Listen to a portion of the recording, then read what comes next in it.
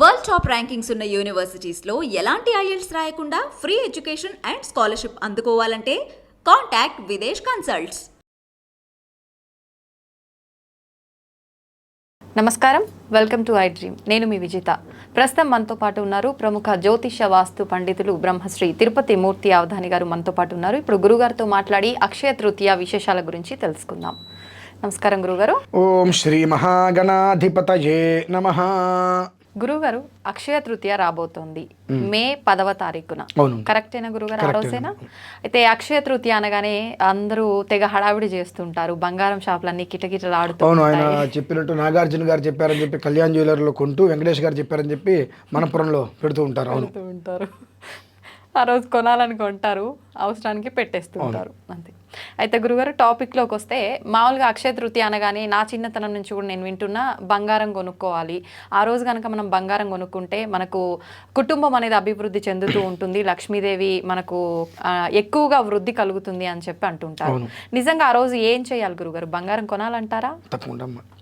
అక్షయంబుగ కాశిలోపల Annapurna Bhavani why, సాక్షి గణపతి కన్న తల్లివి, సద్గుణావతి శాంభవి, మోక్షమసగుటకు కనక దుర్గవు మూల కారణ శక్తివి, శిక్షసేతువు దుష్టజనులను శ్రీగిరి భ్రమరాంబిక. అక్షయ తృతీయ, దీని గురించి మనం చెప్పుకోవాలి అని అంటే మామూలుగా ఉండేటువంటి సమయాలు సరిపోవండి, అంత విశేషమైంది.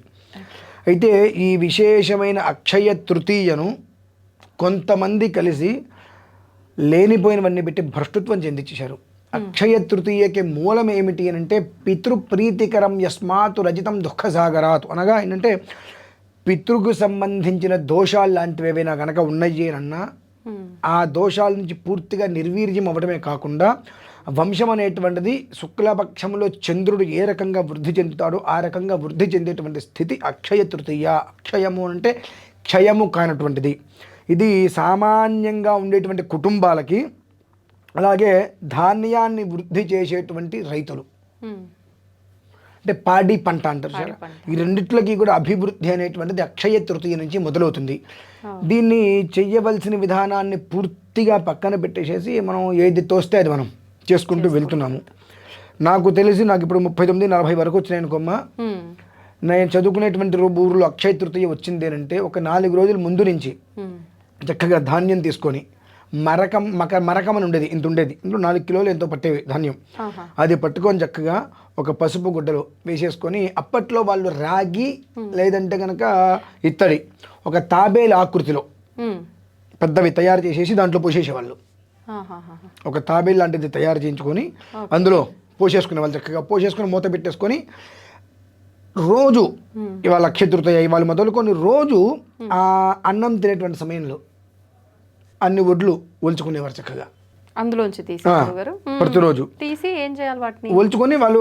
అంటే ఇవాళంటే మనం ఒకళ్ళమే ఇద్దరమే, అక్కడ పూర్వకాలంలో రోజు ఇళ్లలో 10-15 మంది భోజనం చేసేవారు. పాడి పంట అంటారు చూసారండి. అవును గురుగారు. 10-15 మంది భోజనాలు చేసేవారు ఇంట్లో. అన్ని వడ్ల గింజలు ఒలిచి ఆ బియ్యం అందులో వేసి వండుకొని కడుపుండా తినేవారు. అలానే రెండోది మనకు వెదురు వాటితోటి ఒక తడికెళ్ళ తట్ట లాంటిది ఉండేది పెద్దది, బుట్టలు, అవి కూడా ఒకటే బుట్టలు చేయించేవాళ్ళు. లేదంటే కనుక రాగి అటువంటి వాటితో తయారు చేయించి ధాన్యం మొత్తం అందులో నింపి పెట్టేవారు. ఈ పెట్టినటువంటిది ఒక 2 నెలలు 3 నెలలు 4 నెలలు అయిన తర్వాత రైతులకి విత్తనాల కింద ఇచ్చేసేవారు, అందులో దాచిపెట్టిన. దానివలన పాడి అనేటువంటిది, పంట అనేటువంటిది చక్కగా వృద్ధి కలుగుతూ ఉండేటువంటిది. ఎందుకంటే ఎప్పుడైతే కనుక ఓషధయ సంవదంతే సోమేన సహరాజ్ఞ అనేటువంటి స్థితిలో ఆ మంత్రంతో వాటిని పెట్టేసినప్పుడు ఆ జీవం అనేటువంటిది బాగా అందులో వృద్ధి చెందుతుంది. వాటిని పంటలాగా వేసుకునేవారు. ఎట్లా మన పూర్వీకుల్లో దేవాలయాల్లో పైన కలశ స్థాపన చేసేటప్పుడు ధాన్యాలు పెట్టేవారు. ఆ ధాన్యాలనే ఒక 50 సంవత్సరాలకు 100 సంవత్సరాలకు విత్తనాల కింద తీస్తూ ఉండేవారు. అలా పెట్టుకుంటూ వచ్చేవారు. అది క్రమేపీ ఏమైంది, అక్షయ తృతీయ అనగానే బంగారం కొనండి, అక్షయంగా ఉంటుంది అని. ప్రమాణంలో ఎక్కడా బంగారం కొనమని లేదండి, వెండి మాత్రమే కొనమని ఉంది. ఎందువల్లనంటే పితృదోషానికి వెండే ప్రధానం. బంగారం అనేటువంటిది మనం ఎంత కొంటామో అంత అప్పులు పాలవుతాం మనం. వెండి అనేటువంటిది ఎంత కొంటే అంత వృద్ధి, ఎంత ఇస్తే అంత వృద్ధి. వెండి మాత్రమే అంటే మనం దానం ఇవ్వాలి. ఒక చిన్న గ్లాస్ అయినా కప్ అయినా తీసుకొని దాంట్లో నీళ్ళో పాలో పోసి మన పరిసరాల్లో ఉండేటువంటి దేవాలయానికి వెళ్ళి అక్షయ తృతీయ అంటే మన గోత్రము పేరు ఏమీ అక్కర్లేదు, అక్షయ తృతీయ కాబట్టి వసంత మాధవ ప్రీత్యర్థం పయఃపాత్ర, పయ అంటే పాలు లేదా ఉదక పాత్ర, ఉదకం ఉంటే నీళ్ళు పోస్తే నీటి పాత్ర, పయ అంటే పాలు పోస్తే పాల పాత్ర, చేతిలో పెట్టి నమస్కరించుకొని వచ్చేయటమే. ఓకే. దానివల్ల మనకు తరతరాలకి తరగనటువంటి అక్షయం అభివృద్ధి అనేటువంటిది కలుగుతుంది. రెండు, దీనికి ప్రధానమైన అంశము నేను గత కొన్ని సంవత్సరాలుగా చూస్తుంది, లాస్ట్ సంవత్సరం నేను చేశాను, అది చాలామంది నుంచి నాకు అద్భుతమైనటువంటి రివ్యూస్ వచ్చినాయి. ఏం చేస్తారు? అది దృష్టిలో ఉంచుకొని అందరికీ కూడా ఉపయోగపడుతుందని చెప్పి ఈసారి కూడా నేను చెబుతున్నాను. మనకు వెండివి తీసుకొచ్చానమ్మా, తాబేలు. ఇది చక్కగా వెండిది తాబేలు. ఓకే, ఇందాక మీరు చెప్పారు తాబేలు పాత్ర అని. చక్కగా వెండిది తాబేలు. ఓకే. 4 పాత్రలు ఇది వస్తుంది. మామూలుగానే తాబేలు అనేటువంటిది ఇంట్లో ఉంటే చాలా శ్రేయస్కరం. తాబేలు ఉంగరం పెట్టుకోవడం కానీ ఇవి చేస్తూ ఉంటారు. దీనివల్ల ఏంటంటే నెగిటివ్ అనేటువంటిది రాదు, దుష్ట శక్తులు రావు. తాబేలుకి మూలం ఏమిటి అంటే మనకు ఈ సముద్ర మథనం చేసినప్పుడు సముద్రంలో అది చిలికినప్పుడు అడుగున తాబేలు మీద పర్వతం ఉంది, దాన్ని చిలికారు, అందులోంచి మనకు విషము, అమృతము, కామధేను ఇవన్నీ కూడా వచ్చినాయి. అంత బరువుని అలవోకగా మోసేటువంటిది, మన వరకు రానియకుండా ప్రతిదీ అలా పక్కకి నెట్టేసేటువంటి తాబేలు. అవకాశం ఉంటే అక్షయ తృతీయకి ఇటువంటి చక్కగా కూడా తెచ్చుకొని ధాన్యం తీసుకొని దీని నిండా ధాన్యం పోసుకొని, అంటే వడ్లు పోయాలి, వడ్లు శుభ్రంగా నెట్టు పోసేసుకొని కాస్త పసుపు కుంకుమ వేసుకోవడం, మూత పెట్టేయటం.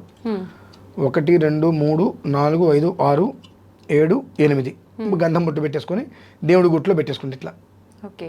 ప్రతిరోజు భోజనం చేసేటప్పుడు అందులోంచి 2 గింజలు తీసుకొని వడ్లు ఒలుచుకొని అన్నంలో ఆ బియ్యంలో వేసేసుకొని వంట చేసుకొని తినేయటం. ఓకే. ఇందులో ఉండేటువంటి బియ్యం గింజలు ఎన్ని తగ్గుతూ ఉంటాయో ఆ కుటుంబం అనేటువంటి అంత వృద్ధి చెందుతూ ఉంటుంది. సుమారుగా ఒక 250 మందికి లాస్ట్ ఇయర్ నేను అందించా ఇవి. మీరే? ఓకే. అందించా, అంటే దీని గురించి కొన్ని తెలుసుకున్నాను కాబట్టి అందించాను. అందరూ ఇప్పుడు మరొకసారి అందజేయండి. చాలా ప్రశాంతంగా ఉన్నాము, కింద సంవత్సరంతో పోలిస్తే ఎంత మానసిక ప్రశాంతంగా ఉన్నాము అనేటువంటి ఆ మనసుగా మాకు అర్థమవుతుందండి. మళ్ళీ అందరూ అడిగారు. సో అంతమంది బాగున్నారు అని అంటే 250 మంది అంటే ఇంటూ 4 వేసుకోవచ్చు, కుటుంబ సభ్యులతో కలిపి అంటే ఒక 1000 మంది ప్రశాంతంగా ఉన్నారు. ఇది అందరికీ కనుక చెప్పినట్లయితే అందరూ కనుక తెచ్చుకుంటే సుఖంగా ఉంటారు కదా అనే ఒక ఉద్దేశంతో ఇది నేను ఇవాళ చెప్దామని అనుకున్నానమ్మా. 2 వచ్చేటప్పటికి ఇందాక మీకు ఒక బుట్ట గురించి కూడా చెప్పాను, మనకు వెదురు బుట్ట ఇదిగోండి ఇలానే వస్తుంది. అచ్చం ఎంత క్యూట్గా ఉంది గురుగారు, చిన్నగా. ఇది తడికలతోటి బొడ్లు పోయడానికి చేసుకునేవారు ఇట్లా పల్లెటూళ్ళలో చూసాం గురువు గారు చిన్నప్పుడు. చక్కగా దీంట్లో కూడా ధాన్యం మొత్తం నింపేసుకొని పక్కన పెట్టేసుకోండి. ఓకే. 2 నెలలు 3 నెలలు 4 నెలలు మినిమం 120 రోజులు వాటిని అట్టి పెట్టిన తర్వాత మన పరిసరంలో రైతులకి చక్కగా ఆ ధాన్యం మొత్తం పోసుకొని ఇచ్చేస్తే వాళ్ళ విత్తనాల వాటిని కలిపేసుకుంటే వృద్ధి అనేటువంటిది చాలా అద్భుతంగా ఉంటుంది. పాడి పంట ఆ 2 లేకపోతే మనం గడ్డి కూడా తినడానికి మనకు దొరకదు. అవును గురుగారు. లేదండి మేము బర్గర్లు తింటామండి, పిజ్జాలు తింటానంటే సిగ్గుండాలి. బర్గర్లు పిజ్జాలు ఏమైనా తినాలంటే పిండి నుంచేగా తయారు చేసేవి, ఆ పిండి కావాలంటే ధాన్యం రావాల్సిందేగా. ఆ పిండి కావాలంటే ధాన్యం రావాల్సిందే కదండి. అది బియ్యమైనా కావచ్చు, జొన్నలైనా కావచ్చు, రాగులైనా, సజ్జలైనా, ఏదైనా సరే. ధాన్యాధిపతుల్లో ధాన్య రాశుల్లో రాజుగారు అంటే వడ్లు. దేశంలో సగానికి సగం మంది తినేటువంటి ఆహారం ఇదే. తర్వాత వాళ్ళందరూ గోధుమ పిండి తింటారు. కొంతమంది ఈ బర్గర్లు, పిజ్జాలు ఏవి తిన్నప్పటికీ కూడా ఆ పదార్థం మనకు రావాల్సిందే కదా, పంట నుంచే కదా రావాల్సింది. పంట బాగుండాలంటే పాడి బాగుండాలి. పంట బాగుండాలి అంటే పాడి బాగుండాలి. మరి అదేంటంటే అవును, ఆ పంట ఎంత వృద్ధి చెందుతుందో అంత గడ్డి వస్తుంది. ఆ గడ్డి పాడి ఆవులకి, గేదెలకి అవి పెడుతుంటే అవి పాలిస్తూ ఉంటాయి. అవి పాలిస్తున్న కొద్దీ వాటికి పంటగా వాటికి పెడుతున్న కొద్దీ వాటి నుంచి పేడ వచ్చేటువంటి ఎరువు కిందకి వెళ్తుంది. మళ్ళీ ఆ రెండింటికి అనుసంధానం అండి. ఇవి ఇప్పుడున్న కాలంలో జనరేషన్లో ఎవరికి ఏవి తెలియదు. కాబట్టి అక్షయ తృతీయకి నేను బంగారం రూపు కొన్నాను, ఒక ఉంగరం కొన్నా, ఇవి తీసుకెళ్ళి అక్కడే పెట్టి ఇవన్నీ వద్దు. చక్కగా చిన్న తాబేలు తెప్పించుకోండి. 250 మందికి కింద సంవత్సరం నేను అందించాను. ఒక 3 రోజుల ముందు నుంచి తెచ్చుకొని ఇంట్లో పెట్టుకొని ఆ అక్షయ తృతీయ రోజు నుంచి నేను ఎవరన్నా కనుక తెచ్చుకుంటే నేను ఒక దానికి సంబంధించిన మంత్రం ఇస్తాను, రికార్డ్ చేసి ఇస్తాను. ఆ మంత్రాన్ని చక్కగా మంత్రంతో ఒడ్డు లోపలికి వేసుకొని, మేమైతే నార్మల్గా దానికి కొన్ని అనుష్ఠానాలు ఉంటాయి, ఆ 3 రోజుల పాటు అనుష్ఠానాలు చేసుకొని అక్షయ తృతీయ రోజు నాటికి ఎవరిళ్ళకి వాళ్ళకి అందించే ప్రయత్నం మేము చేస్తున్నాము. వాళ్ళు ఎవరైనా 3 రోజుల ముందు తెచ్చుకుంటే ఉపయోగం. నేను ఆ పూటకు తెచ్చుకుంటే ఉపయోగం లేదమ్మా. ఆ రోజు నాడు మనం తెచ్చుకున్న దాంట్లో నుంచి పదార్థం మనం వినియోగించాలి. ఓహోహో. తెచ్చుకోవడం కాదు, తెచ్చుకున్న దాంట్లో పదార్థం మనం వినియోగించాలి. కృష్ణ అక్షయం, ఆ, ఈ పదం గుర్తుపెట్టుకోవాలి బాగా. ఈ ఒడ్లు మొత్తం వేసేసిన తర్వాత పక్కన పెట్టుకొని ప్రతిరోజు ఆ ఒడ్లోంచి 2-3 గింజలు తీసి అన్నంలో వేసే ముందు అన్నం బియ్యం మొత్తం కడిగేసి పొయ్యి మీద పెడతాం. అప్పుడు ఆ ఉడకడానికి అప్పుడు ఈ 2-3 గింజల్ని కృష్ణ అక్షయం అనుకుంటూ వేసేయాలి. అంటే ఇంకెప్పటికీ కూడా తరగని సంపద అనేటువంటిది కుటుంబంలో ఉండాలి. దానికి ఏది ప్రధానం అంటే కేవలం కూడా వెండే. అంటే పితృప్రీతికరం యస్మాతు, ఈ ఒక్క దోషాలన్నీ పోవాలంటే ప్రధానమైనది పితృదోషం. ఆ పితృదోషం హరించుకుపోవడానికి మూలమైనటువంటి రోజు అక్షయ తృతీయ. తృతీయ అంటే మనకు 3, అక్షయం అంటే క్షయము కానటువంటిది. ఈ 3 అనేటువంటిది జ్యోతిష్ శాస్త్ర ప్రమాణం మనం వెళ్తే సోదర స్థానం. అంటే మనకు బలం ఎవరు? సోదరులు, తల్లిదండ్రులు. తత్మా వాళ్ళందరూ కూడా బలం లాంటి వారు. ఆ బలం ఉన్నంత వరకే కదా మనం నిలబడేది. అందుకని దాన్ని కాపాడుకోగలిగితే జీవితం ప్రశాంతంగా ఉంటుందండి. 10 రకాల వీడియోస్ చూసి ఆ పూజ చేద్దాం, ఈ పూజ చేద్దాం, మన అభివృద్ధి కావడానికి ఏం అక్కర్లేదు. జాగ్రత్తగా ఇది చేసుకోగలిగితే మాత్రం శుభం జరుగుతుందండి. ఓకే. అయితే ఆ రోజు అంటే మీరు చెప్పినట్టుగా ఇవి వెండి పాత్రలో ధాన్యం నిల్వ ఉంచడం ఇవి ఒకటేనా గురుగారు? పూజా కార్యక్రమాలు కూడా ఏమైనా? వాటికి 3 రోజుల ముందు నుంచి ఉంటుందమ్మా. 3 రోజుల ముందు నుంచి వాటికి చేయవలసిన ప్రత్యేకమైన విధానాలు ఉంటాయి. ఆవాహన చెయ్యాలి. మధ్య కూర్మ వరాహస్తి అన్నట్టుగా అందులో రెండోది మళ్ళీ కూర్మం దశావతారాల్లో. 2 అంటే ధనస్థానం, మధ్య అనేటువంటిది తనుస్థానం, కూర్మ అనేటువంటిది రెండవది ధనస్థానం.